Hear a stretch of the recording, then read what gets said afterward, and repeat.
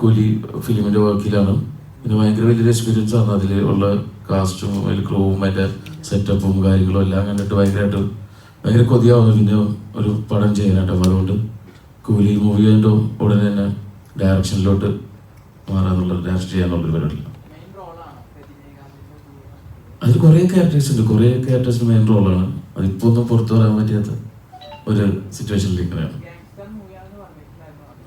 ആരാ പറഞ്ഞ? എന്നോട് പറഞ്ഞു.